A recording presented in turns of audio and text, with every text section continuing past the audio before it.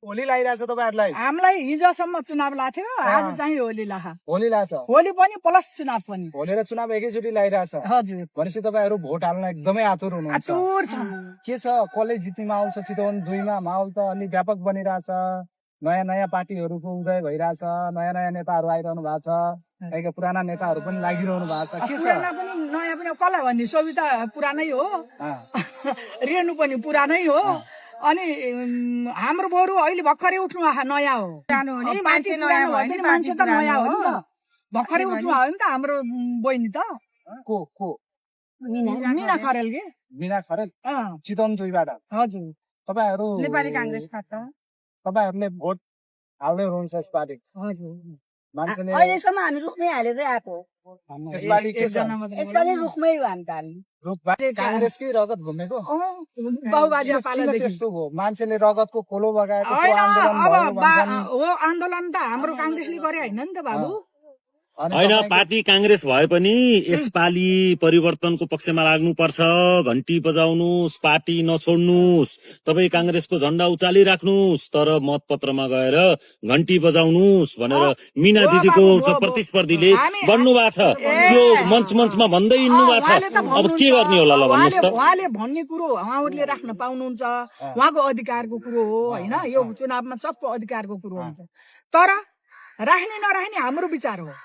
हामी त रुखमै राख्ने, अहिले रुखमै राखेर आछौँ। त्यो घन्टी भनेको हिजो 2-2 चोटि जितेर गएको, दागै घरि सहकारी ठग्यो भने घरि अमेरिकाको नागरिकता के काण्ड मुसेर त्यसलाई त परमाडै देखाउन सकेन भने फेरि आइरहनु भएको छ तपाईहरुसँग चुनाव लड्न, यहाँ मत माग्न आइरहेको। त नबुझ्ने अबुझहरु किन पछि लागे, तर हामी त लाग्दैन। हामी त हाम्रो रुखमै अहिलेसम्म रुखमै हाले नि त। उहाँलाई त तपाईहरु जस्तै महिलाहरूले समर्थन गरेर आइरहनु भएको छ नि त फेरि। त्यो त अब उहाँहरुको विचार हो नि बाबु, विचार हुन्छ। यो प्रजातन्त्र भनेपछि सबको विचारमा छ। यसपालिको चितवन 2 को चुनाव चाहिँ अलिकता पुरै पेचिलो बन्दै गयो हो। रवि लामिछाने र मीना खरेल बीच पुरै एकदम प्रतिस्पर्धा छ, तर मिनाले नै जित्छ।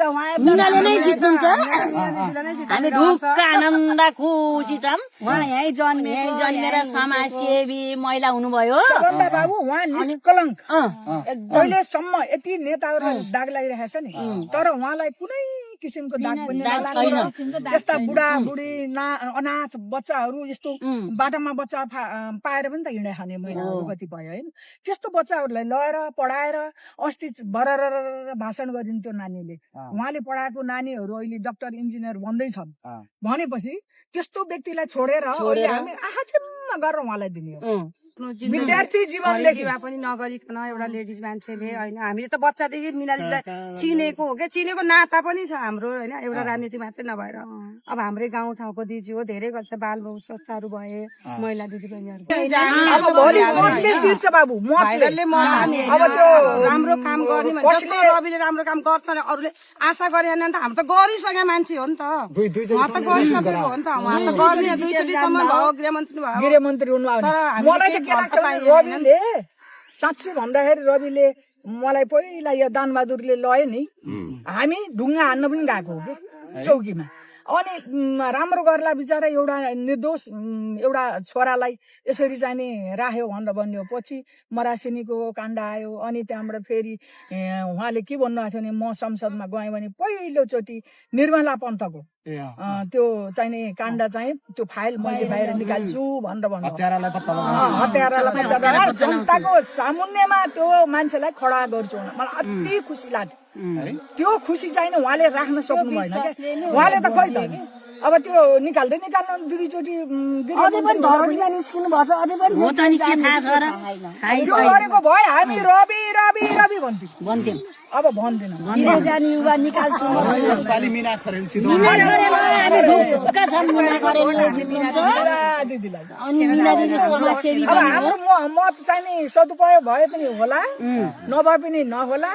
हामी कुनै हालतले पनि दायाँ बायाँ पैसा सैसामा बिगाहाल्ने एउटा। आजै मैले फेसबुकमा देखाएको थिएँ, एउटा बुढाले रेणु बहिनीले याद दिनुभयो, याद दिनु भएन, 5,000 कति 5,000 भन्ने देखाएको थियो है। नदी किन भने अनि यो 2 नम्बर क्षेत्रमा पनि यो पैसा उचालखेल हुँदैछ? छैन हामी त चिया लिएर आएन है मिनाले कहाँबाट ल्याएर दिने कहाँबाट बाँड्ने उहाँका प्रतिस्पर्धीले बाँडे हुन् र उहाँका प्रतिस्पर्धीले बाँडे छन् कि हामीले नथापाको एउटा बुढाले भन्नुभयो हिजो चाहिँ नि यहाँभित्र लुकाएर चाहिँ क्याप होइन मलाई 5,000 देखा कसले भनेर सोधे पत्रकारले पट्ट त्यो क्याप निकाल्दाखेरि तारा यस्तो यस्तो चाहिने देखेको कुरो है देखेको कुरो अनि तर हाम्रो मिनालाई त हामीले नै 3,000 4,000 उठाएर देखा तपाईहरुले पैसा दिनु भएको छ भगवान कसम अस्ति हामीले पार्टीबाट पैसा मिनाले दिएको होइन क्या चुनावलाई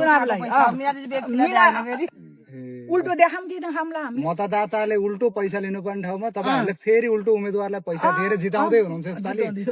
जिताउने प्रयास छ बाबु जित्नु हुन्छ उहाँले स्योर जित्नु नै हुन्छ रविलाई किन नदिने भन्ने कुरो गर्नु हो नि अब संसद भवनमै जान पाउनुहुन्न अरे उहाँ शपथ खानै पाउनु गर्नै नपाएपछि त्यत्रा मुद्दा छन् त्यो कि मुद्दा सबै निक्लोर भएर भनेपछि यसपालि चितवन 2 मा रवि लामिछानेलाई चाहिँ मनभरिको माया दिने माया। हैन आशीर्वाद दिने तपाईको चाहिँ यो कानुनी झमेला चाँडै चाहिँ हटिजाओस् भनेर आशीर्वाद दिने हैन बरु रुद्री पूजा गर्ने तर मत नदिने हैन